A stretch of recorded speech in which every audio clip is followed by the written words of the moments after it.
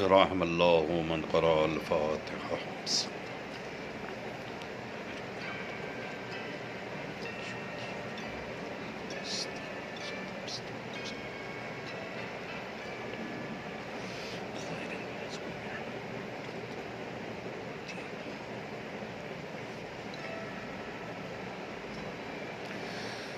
لا حول ولا قوة إلا بالله العلي العظيم.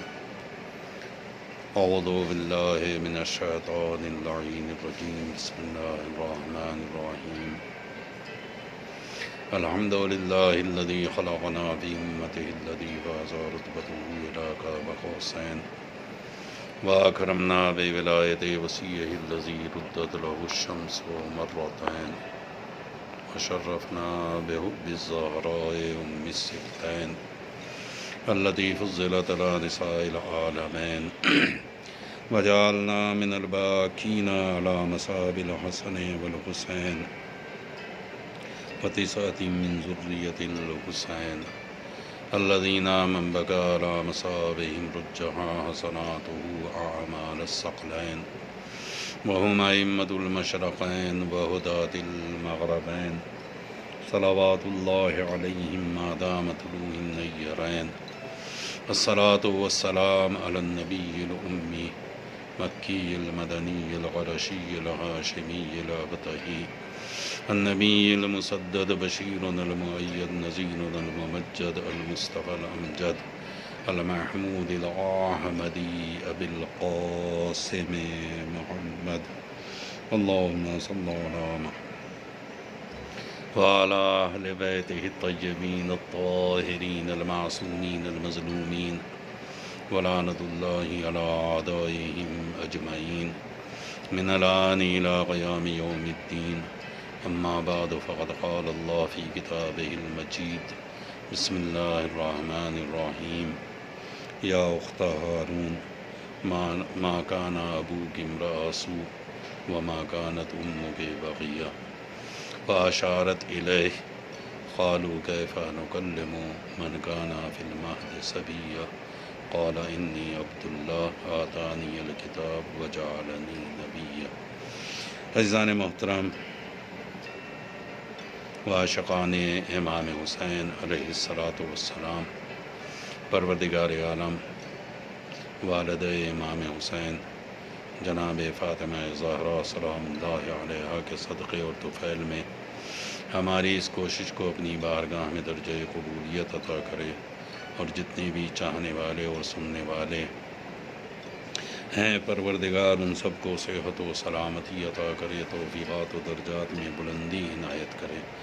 پروردگار بحق محمد وآل محمد بانی مجلس ہمارے آصف چا بھائی، الہی انہیں صحت و سلامتی عطا کر، توفیقات و درجات میں بلندی عنایت کر، الہی عزاداری کے صدقے میں رزق میں وسعت عطا کر، دینی اور دنیاوی مشکلات کو حل فرما، آفات عرضی و سماوی سے محفوظ رکھ، الہی انہیں ان کے گھر والوں کی تمام تر دلی حاجتوں کو پورا فرما، الہی اس سے بہتر توفیق عنایت کر۔ عزیزان محترم،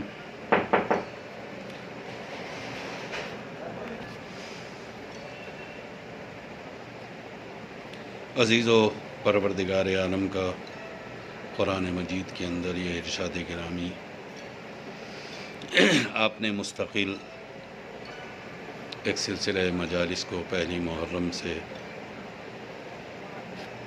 سماعت فرما رہے ہیں۔ امام بارگاہ بیت النجات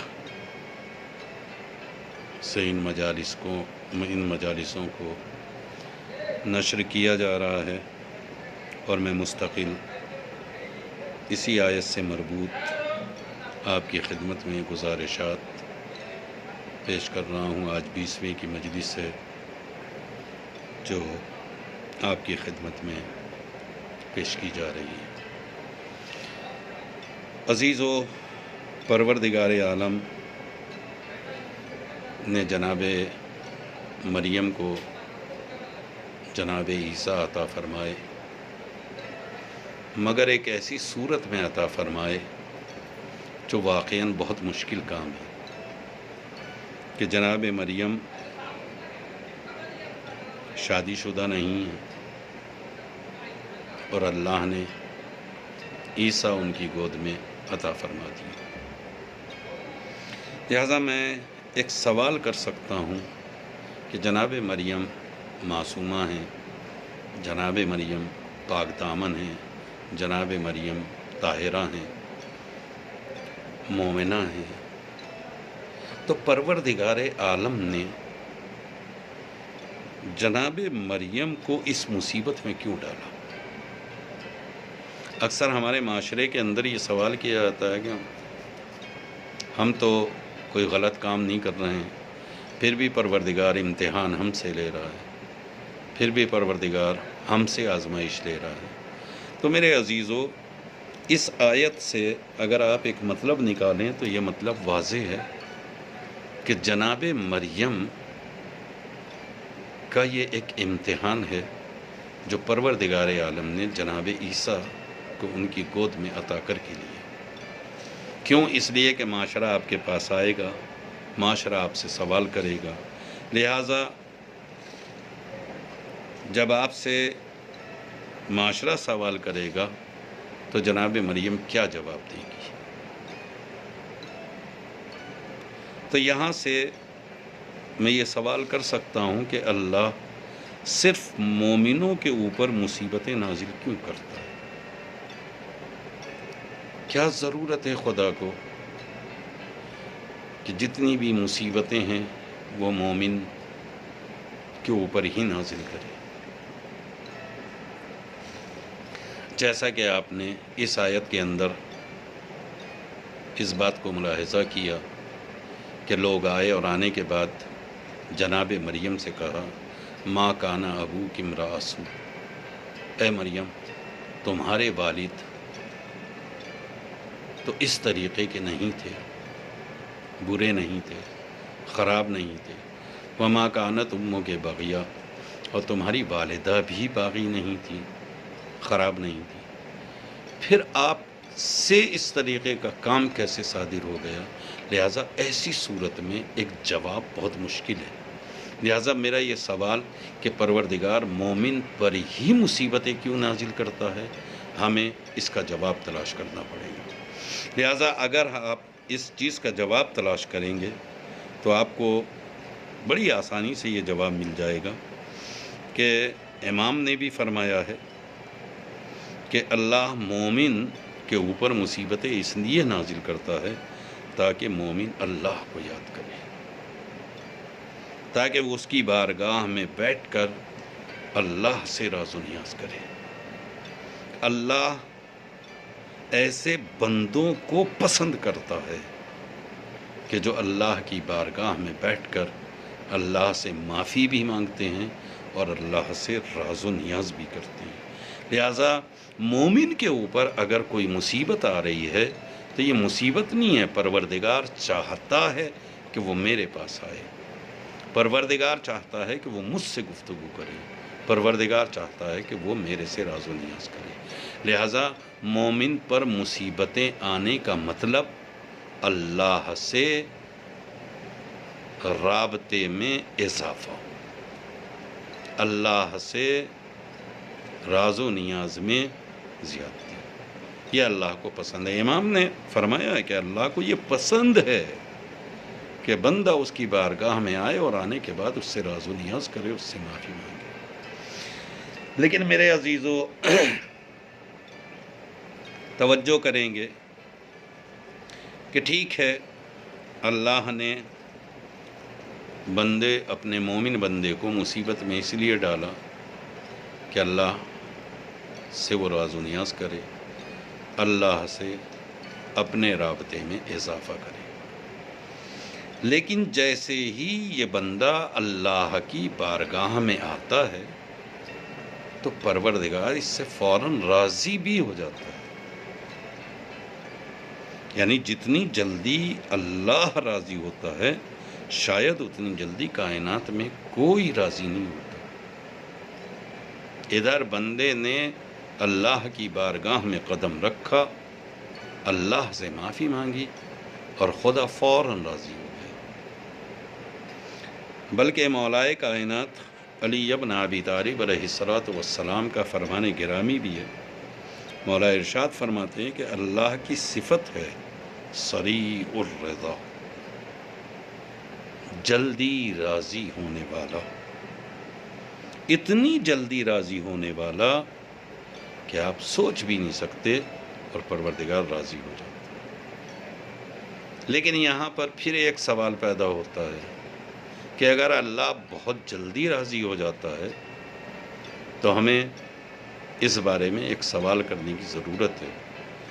سچی بتائیے گا، ہم نے اس معاشرے کے اندر دیکھا ہے، اس معاشرے کے اندر ہم نے اپنی نگاہوں سے بالذات ان چیزوں کو ملاحظہ کیا ہے کہ جلدی راضی ہونے والا کون ہوتا ہے؟ جو بہت جلدی راضی ہو جائے وہ کون ہوتا ہے؟ تو اگر ہم اپنے معاشرے میں نگاہ ڈالیں تو ہمیں پتہ چلے گا کہ طاقتور کے سامنے کمزور جلدی راضی ہو جاتا ہے۔ تو جلدی راضی ہونے والا کون ہے؟ جس کا گزارا نہ ہو رہا، وہ بہت جلدی راضی ہو جاتا ہے جس کی غلطی ہو، جس نے خطا کر رکھی ہو۔ تو کیا پروردگار عالم کمزور ہے کہ جلدی راضی ہو جاتا ہے؟ کیا پروردگار عالم کا گزارا نہیں ہو رہا ہے کہ وہ راضی ہو گئے؟ کیا واقعاً خاکم بدہن نعوذ باللہ غلطی ادھر سے ہے کہ وہ راضی ہو گئے؟ نہیں میرے عزیز، قسم خدا کی کیا کہنا اس پروردگار کا جو مجبور نہیں ہے، مختار ہے، محتاج نہیں ہے، عطاگر ہے، کسی چیز کے لیے مجبور نہیں ہے، علی کل شیء قدیر ہے، ہر چیز کے اوپر اس کی قدرت ہے، پوری کائنات کا مالک و مختار ہے۔ اور اتنا سب کچھ ہونے کے بعد بھی جیسے ہی بندہ اس کی بارگاہ میں آ کے کہتا ہے کہ یا رب، اے میرے پروردگار، اے میرے مالک و مختار، بس ادھر اس نے یا رب کہا اور پروردگار عالم کی طرف سے آواز آتی ہے کہ میں تو اس وقت سے تیرا انتظار کر رہا ہوں جب سے تو نے خطا کی ہے۔ ادھر تو نے خطا کی تھی اور ادھر میرا انتظار شروع ہوا تھا کہ کب تو آئے گا اور میری بارگاہ میں آنے کے بعد اقرار کرے گا اور میں تیری خطا کو معاف کروں۔ عزیزو، عزادارو، توجہ کرو۔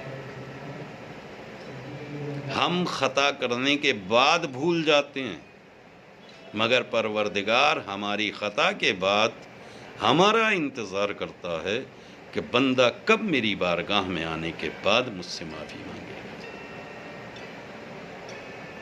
ہم خطا کرنے کے بعد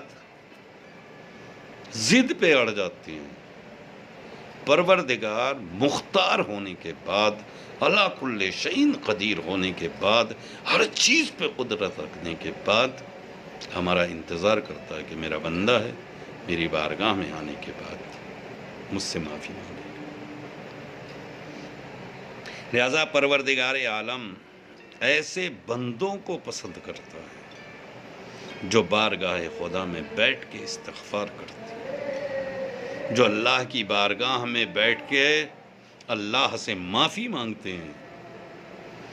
اور اگر کوئی ایک بار سچے دل سے بارگاہ خدا میں معافی مانگ لیتا ہے تو پروردگار ایسا رحمان ہے، پروردگار ایسا رحیم ہے کہ فوراً اسے بخشنے کے لیے تیار ہو جاتا ہے۔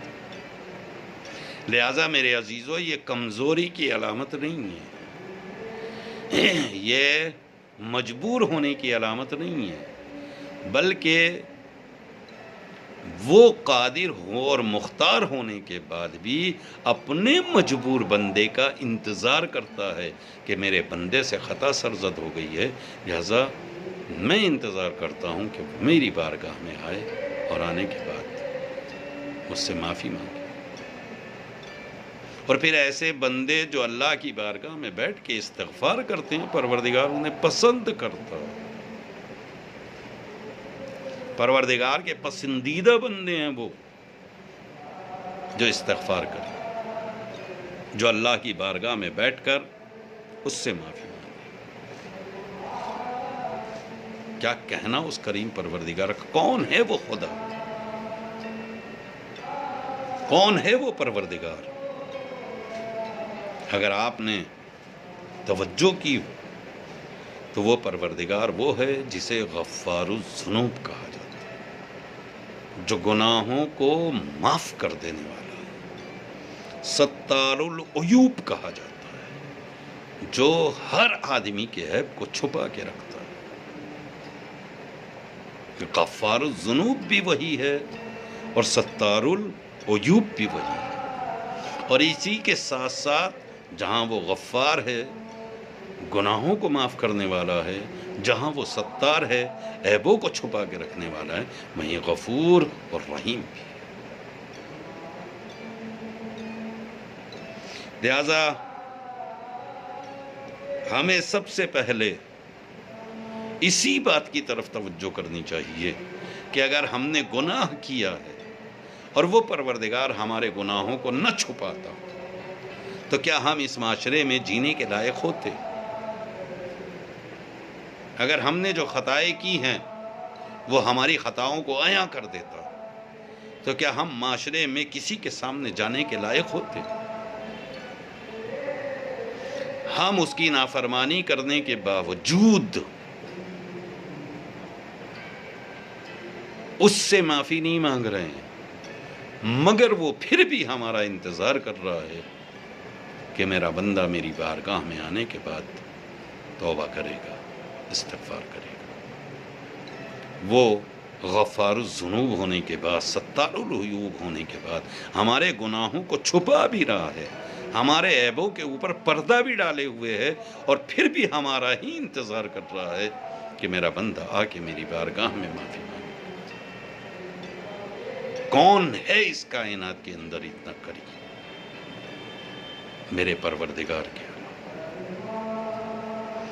لہذا میرے عزیزو، توجہ کریں گے، غور کریں گے۔ بہت سے لوگ ہیں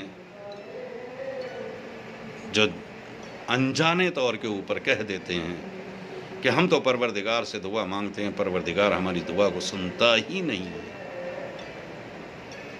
ناممکن ہے کہ ہم اس کی بارگاہ میں بیٹھ کے مانگے اور وہ ہماری بات نہ سنے۔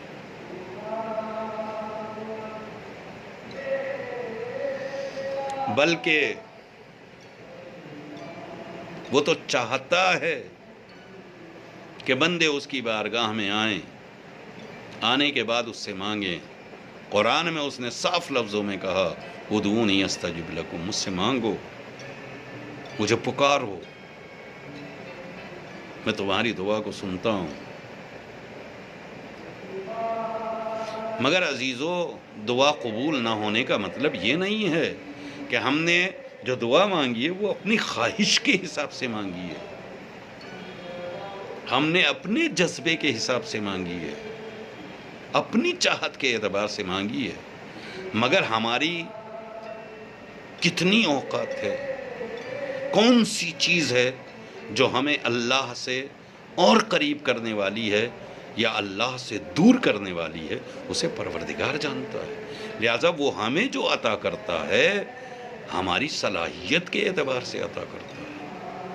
وہ جو چیز ہمیں دیتا ہے ہمارے اعتبار سے نہیں دیتا، ہماری لیاقت کے اعتبار سے دیتا ہے، ہمارے جذبات کے اعتبار سے نہیں۔ اس کی مشیت میں جو ہمارے لیے صحیح ہوتا ہے وہ ہمیں عطا کرتا ہے۔ ہم یہ سمجھتے ہیں کہ اللہ نے سنا نہیں، ہم یہ سمجھتے ہیں کہ اللہ نے ہماری دعا کو قبول نہیں کیا۔ ایسا نہیں ہے، اللہ قبول کرتا ہے۔ ادعونی، اس سے مانگو، استجب، میں یقیناً اسے قبول کروں گا، اس کا جواب دوں گا۔ تم مجھے پکارتے ہو تو ایسا نہیں ہے کہ میں جواب نہیں دیتا، میں جواب دیتا ہوں، یہ اور بات ہے کہ تمہیں سنائی نہیں دیتا۔ لہذا خود مولائے کائنات کا فرمان ہے یہاں کے اوپر۔ امام علی علیہ السلام ارشاد فرماتے ہیں کہ اللہ کو غصہ آ جاتا ہے، اللہ غیظ میں آ جاتا ہے، اللہ کو غضب آ جاتا ہے، اللہ کو غصہ آتا ہے۔ کس پر؟ ایسے شخص کے اوپر کہ جو کسی شخص سے یہ شکایت کرے کہ اللہ میری دعا کو نہیں سن رہا۔ مثلا فرض ہمارے معاشرے میں ہوتا بھی یہی ہے کہ ہم جب ایک دوسرے سے ملاقات کرتے ہیں تو آدمی کسی آدمی سے ملاقات کرتے وقت یہ کہتا ہے ملاقات میں کہ میں نے دعا مانگی تھی مگر اللہ نے سنی نہیں، میں نے اللہ سے مانگا تھا مگر اللہ نے مجھے دیا نہیں۔ تو یہ جو آدمی کسی بندے سے اللہ کی شکایت کر رہا ہے، ایسے بندے کے اوپر اللہ غضبناک ہوتا ہے، اللہ کو غصہ آتا ہے۔ کیوں غصہ آ رہا ہے پروردگار کو؟ کیوں؟ اس لیے کہ وہ ایسے آدمی سے شکایت کر رہا ہے جو خود اسی سے مانگتا ہے۔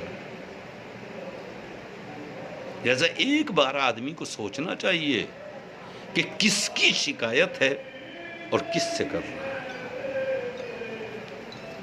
جس بندے سے شکایت کی جا رہی ہے وہ بھی اسی پروردگار کا بندہ ہے، اسی کی مخلوق ہے۔ لہذا خالق کی شکایت کی جا رہی ہے مخلوق سے۔ لہذا جب خالق کی کوئی شکایت اسی کی مخلوق سے کرتا ہے تو پروردگار کو ایسے عالم میں غصہ آتا ہے، جلال آتا ہے۔ میرے عزیزوں، میرے دوستوں، آزادان توجہ کرو کہ اگر ہم کسی مشکل میں گرفتار ہیں، اگر ہم کسی مصیبت میں گرفتار ہیں، تو اس مصیبت پہ ہی پروردگار کا شکر ادا کرنا چاہیے کہ اس نے مجھے دعوت دی ہے اپنے سامنے آنے کی۔ اس نے مجھے دعوت دی ہے کہ میں پروردگار سے ملاقات کروں، اس لیے کہ میں آسانیوں میں اللہ کو یاد نہیں کر رہا تھا، میں آسائشوں میں پروردگار کو بھول گیا تھا۔ لہذا اس نے تھوڑی سی مصیبت میں مبتلا کیا ہے تاکہ میرا بندہ مجھے یاد کرے، تاکہ میرا بندہ مجھ سے ملاقات کرے، تاکہ میرا بندہ میری بارگاہ میں آئے۔ بس میرے عزیز، اور ہمیں اگر پروردگار چھوٹی چھوٹی مشکلات میں مبتلا کرتا ہے تو ہم ایک دوسرے سے شکایت کرنے لگتے ہیں کہ پروردگار نے میرے سے یہ امتحان لے لیا، پروردگار نے مجھے اس مشکل میں ڈال دیا۔ لیکن میرے عزیزو، کبھی ایک بار تو سوچیں، کبھی ایک بار تو غور کریں کہ کیا ہماری مشکل اتنی بڑی ہے جتنی بڑی مشکل کربلا کے میدان میں فاطمہ کے لال امام حسین۔ مگر فاطمہ کا لال اس مشکل میں بھی شکر پروردگار کر رہا ہے، اللہ کے سامنے سجدہ کر رہا ہے، گلے پہ خنجر ہے اور سر سجدہ پروردگار میں ہے۔ بس میرے عزیزوں، عشرہ اولیٰ کو 20 دن گزر گئے، آج 20ویں کی مجلس ہے، یعنی زینب 20 دن ہو گئے کہ قید کی منزلوں کو، مصیبت کی منزلوں سے گزر رہی ہے۔ اس قید خانے کے اندر کیسی مشکلات ہیں،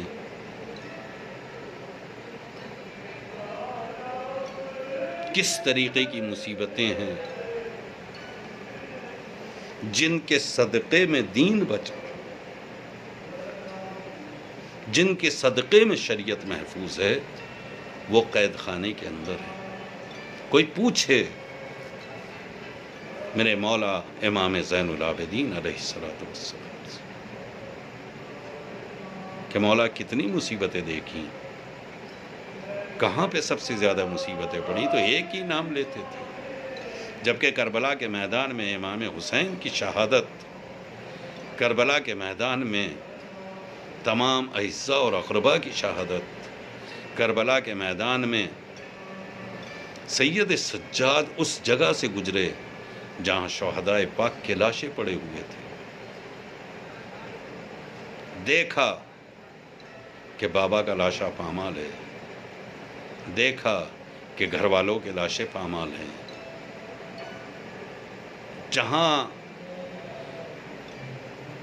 امام کا بابا شہید کر دیا گیا، مگر جب سید سجاد سے پوچھا کہ مولا سب سے زیادہ مصیبتیں کہاں، تو کربلا کا نام نہیں لیا، ایک ہی نام لیا، الشام الشام الشام۔ سب سے زیادہ مصیبتیں میری شام میں، سب سے زیادہ مصیبتیں میرے اوپر شام میں۔ مولا شام میں کیا مصیبت ہے؟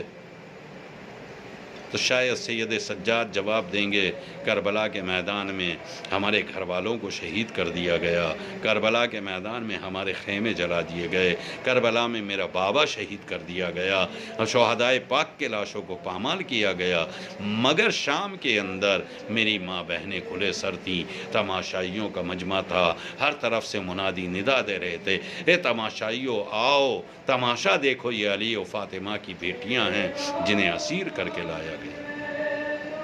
ایسے عالم میں میری ماں بہنیں کھلے سر تھیں۔ ایک شخص نے اسی طریقے سے ایک سوال کر لیا جناب سید سجاد سے کہ مولا آپ کو اپنے شیعوں کا خیال نہیں ہے، آپ کی آنکھوں سے اب آنسوؤں کی جگہ خون آنے لگا ہے، اے مولا ایک بار اپنے شیعوں کے بارے میں ذرا سوچئے، خیال کیجئے۔ تڑپ گیا میرا مولا سید سجاد اور تڑپ کے کہتے ہیں کہ کیا تو یہ سمجھتا ہے کہ مجھے اپنے شیعوں کا خیال نہیں ہے؟ تو بتا، امام سجاد پوچھتے تو بتا کہ اگر کہیں دشمنوں کا نرغہ ہو، دشمنوں کا ہجوم ہو، اور ایسے عالم میں تیری ماں بہنوں کو کھلے سر لے جایا جا رہا ہو، اور وہاں کے اوپر کوئی تیری ماں کا نام لے کے پکار لے، تو اس وقت تیرا عالم کیا ہوگا؟ وہ کہتا ہے مولا اگر ایسے مجمع میں کوئی میری ماں کا نام لے کے پکارے گا، میں اپنی فوراً جان دے دوں گا، میں زندہ رہنا گوارا نہیں کروں گا۔ امام سجاد کہتے ہیں تو خود سوچ کہ شام کا وہ بازار، میری ماں بہنوں کے کھلے سر، اس میں میری ماں بہنوں کو نام لے کر جب پکارا جا رہا تھا، اگر اس وقت شیعوں کا خیال نہ ہوتا تو سید سجاد وہیں دنیا سے گزر گیا ہوتا۔ میں آج بھی اس منظر کو دیکھ کے آج بھی وہ منظر مجھے جب یاد آتا ہے تو میرا دل پاش پاش ہو جاتا ہے۔ اور بس عزیزو، ایک اور آنے والے نے جناب سید سجاد سے ایک سوال کر لیا کہ مولا آپ کب تک اپنے بابا پہ روتے رہیے گا؟ کب تک اپنے بابا کا غم منائیے گا؟ شہادت آپ کے گھر کی میراث ہے۔ بس عزیزو، سید سجاد تڑپ گئے اور تڑپ کے کہتے ہیں ٹھیک کہا تو نے کہ شہادت ہمارے گھر کی میراث ہے، شہادت ہماری میراث ہے، مگر ہائے ماں بہنوں کا بازار میں گھمایا جانا، ہائے ماں بہنوں کا برہنہ سر بازاروں سے گزارا جانا، کیا یہ بھی ہماری میراث ہے؟ اے آنے والے، تو سچ کہتا ہے کہ میں کب تک اپنے بابا کو یاد کروں گا؟ ایک بات بتا، تو مدینے چل کر آیا ہے، عالم مسافرت میں ہے، دوسرے شہر سے سفر کر کے مدینے میں آیا ہے، اگر اس مدینے کے اندر تیرا انتقال ہو جائے، کسی گلی کے اندر تیری موت آ جائے تو کیا ہوگا؟ بس وہ پلٹ کے کہتا ہے مولا آپ نے یہ کیسا سوال کر لیا ہے؟ مدینہ مسلمانوں کی جگہ ہے، یہاں رہنے والے سارے مسلمان ہیں، اگر مدینے میں میرے اوپر موت طاری ہو گئی تو کوئی مسئلہ نہیں ہے، مدینے کے سارے مسلمان اکٹھا ہوں گے، میرے جنازے کو اٹھائیں گے، اسے غسل بھی دیا جائے گا، اسے کفن بھی پہنایا جائے گا، اسے دفن بھی کر دیا جائے گا، میری نماز جنازہ بھی ادا ہو جائے گی۔ عزیزو، جناب سید سجاد نے اتنا سنا اور ایک مرتبہ تڑپ کے روئے اور صیحہ کر کے کہا، اے آنے والے مسلمان، آج تجھے اتنا یقین ہے کہ اگر تیری موت عالم مسافرت میں آ گئی تو تجھے جنازہ تیری نماز جنازہ بھی ہوگی، تجھے کفن بھی دیا جائے گا، تجھے دفن بھی کیا جائے گا، مگر ہائے میرا بابا کربلا کے میدان میں بے گور و کفن پڑا ہوا تھا۔ ارے ظالموں نے اپنے لاشہائے نجس کو دفنا دیا، مگر شہدائے پاک کے لاشیں بے گور و کفن پڑے ہوئے تھے۔ بس عزیزو جناب سید سجاد صیحہ کر کے رو رہے تھے، اے آنے والے، آج جس کے صدقے میں تجھے اتنا اطمینان پیدا ہو گیا ہے کہ مدینے میں تیرا لاشا بے گور و کفن پڑا نہ رہے گا، اسی کا لاشا کربلا کے میدان میں بے گور و کفن پڑا تھا۔ اس کا بیٹا اتنا مجبور تھا کہ ہاتھوں میں ہتھکڑیاں، پیروں میں بیڑیاں، گلے میں توقے خاردار تھی۔ میں بابا کے لاشے کو دیکھ رہا تھا۔ سیعلم الذین ظلموا ای منقلب ینقلبون ولعنۃ اللہ علی اعدائہم اجمعین۔ انا للہ و انا الیہ راجعون۔ الہی بحق الزہرا و ابیہا و بعلہا و بنیہا، پروردگار ہماری اس مختصر سی عزا کو قبول فرما لے۔ الہی حاضرین کی مرادوں کو پورا کرنا، بے روزگاروں کو روزگار عطا کر، با روزگار کے روزگار میں ترقی عنایت۔ پروردگار جو مقروض ہیں ان کے قرضوں کو ادا کر، جو بیمار ہیں انہیں شفاء کاملہ عاجلہ عطا کر۔ اے میرے معبود بانی مجلس ہمارے آصف جاں بھائی، الہی انہیں صحت و سلامتی عطا کر، توفیقات و درجات میں بلندی عنایت کر۔ اے میرے معبود رزق میں وسعت عطا کر، کاروبار میں ترقی عنایت کر، دلی مرادوں کو پورا فرما۔ عزاداری کے صدقے میں انہیں ان کے گھر والوں کو محفوظ رکھ، دینی اور دنیاوی مشکلات کو حل فرما۔ اے میرے معبود بحق محمد و آل محمد آنے والے دور میں اس سے بہتر انداز میں عزائے حسین برگزار کر کے بی بی کی بارگاہ میں ہدیے کی توفیق عنایت کر۔ امام کے ظہور میں تعجیل فرما، ہمیں ان کے ناصرین میں شمار فرما۔ ماتم حسین، ماتم حسین، ماتم حسین۔